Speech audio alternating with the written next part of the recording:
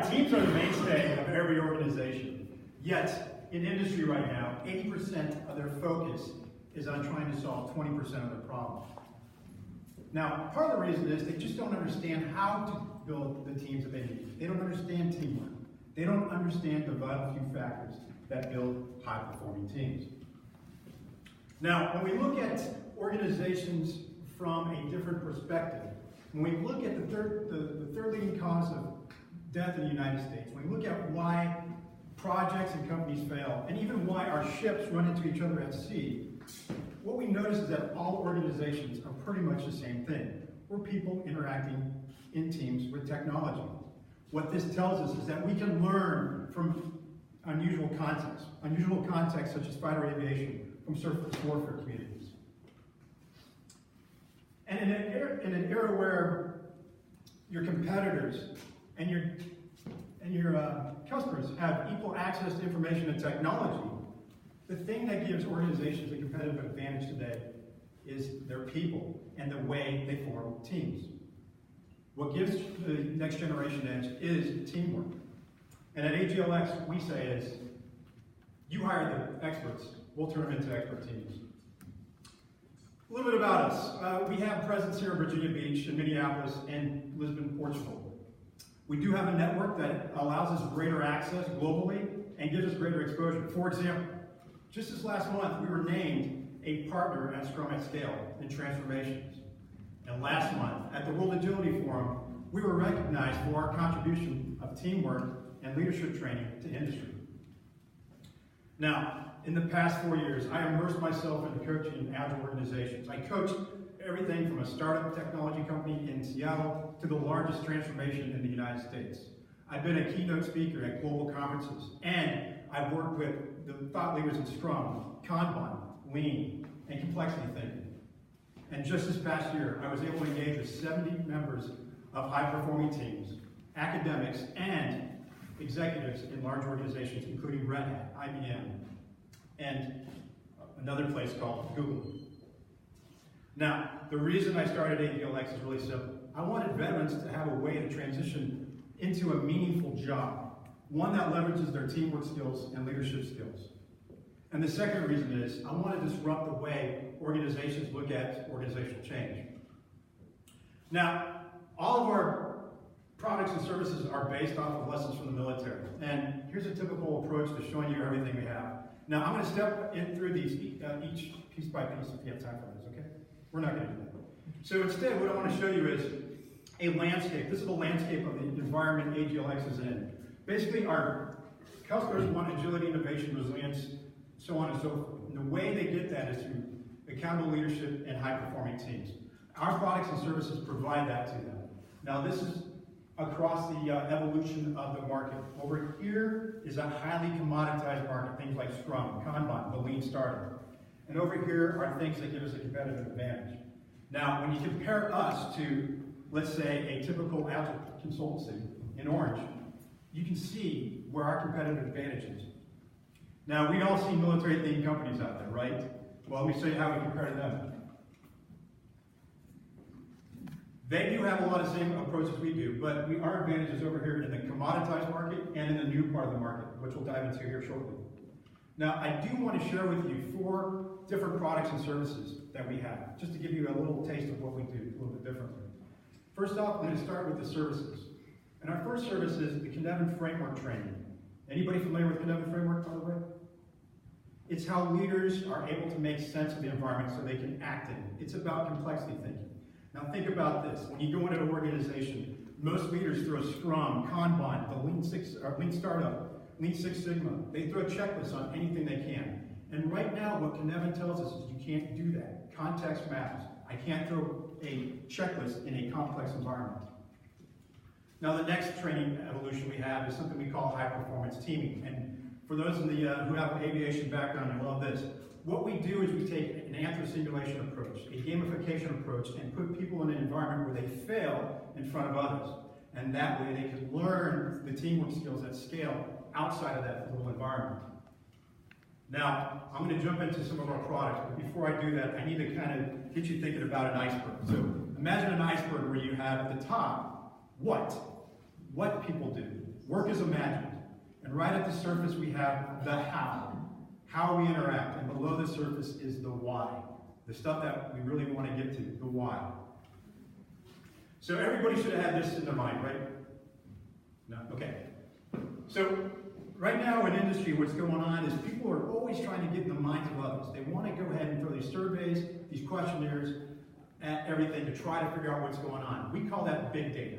What we want to get to is thick data. And right now they really can't do that, even with natural language processing.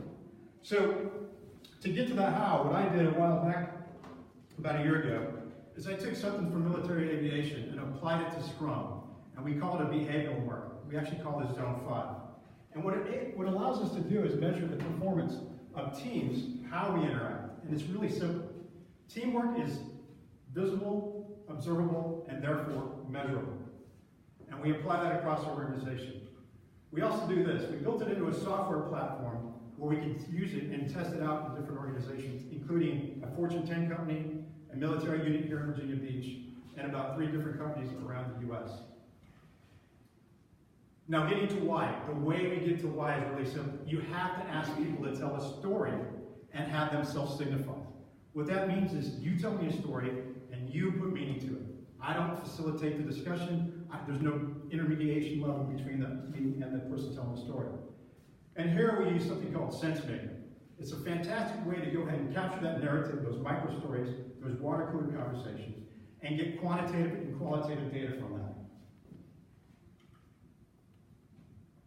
And how we're going to scale this is really simple. We need 4 things. Number 1, we need help in legal. Number 2, product development. Number 3, marketing. And 4, recruitment and training.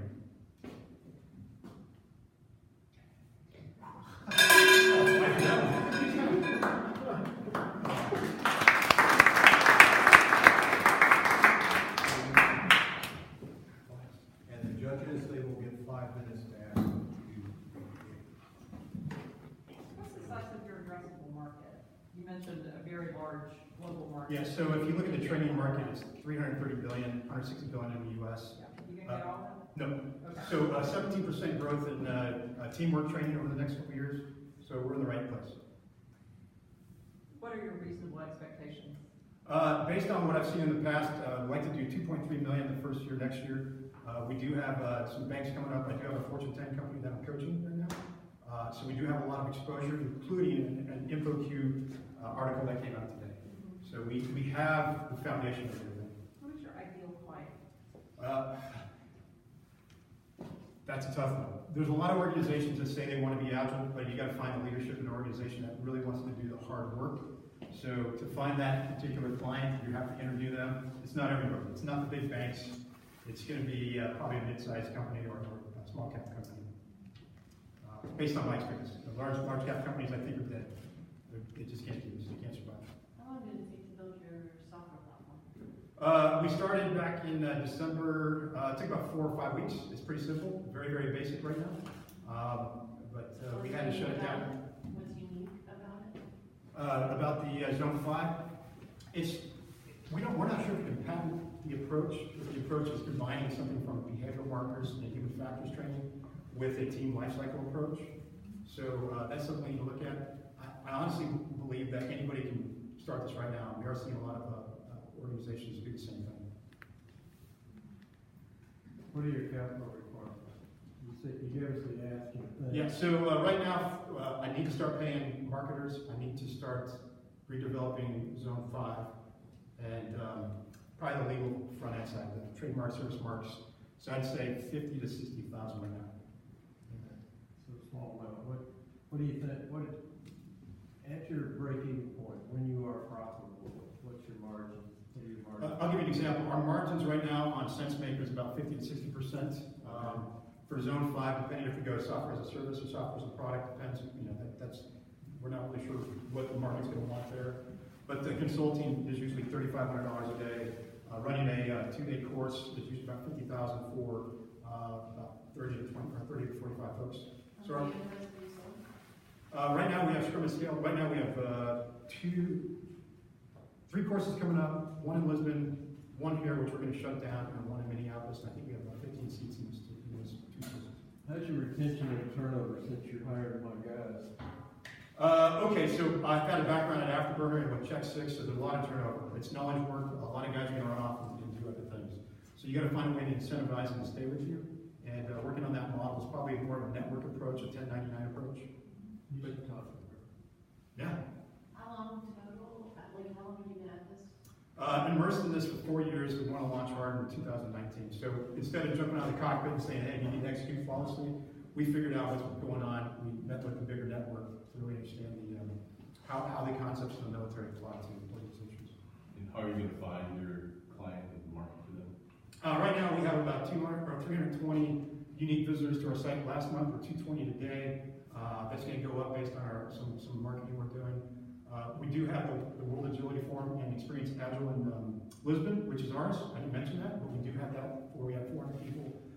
It's our 4th year of doing that. Actually, our 5th year. The World Agility Forum is one. The Business Agility Institute wants to pick that up and run with that. By the way, that's the award we won over there. So we do have a lot of exposure. Plus, I work with Jeff Sutherland and Scrum and Scale stuff. So what's the conversion on that? So if the website's the primary tool, how many of those 200 turn to We're low. We're talking less than 1%. Right now. So the feed in is usually going to come through partner networks or by recommendation by name request. A lot of times it's coming through some work with us over at another company, CDC type thing. Do you retain your customers? That's a great question. Yes. So one of my clients is Toyota. That's what gives me the biggest exposure right now. And I happened to work with their chief of Agile years ago. He brought me in to do some more training. So my number one client is probably one of the biggest companies in the world. What's the model then? So to get that follow-on recurring, is there anything after the 2-day workshop? Is the intent for them to pay for the platform? No, so the platform is just a value add to them. I'm not really, there's many more things. Like the worldly mapping that I showed you, the landscape.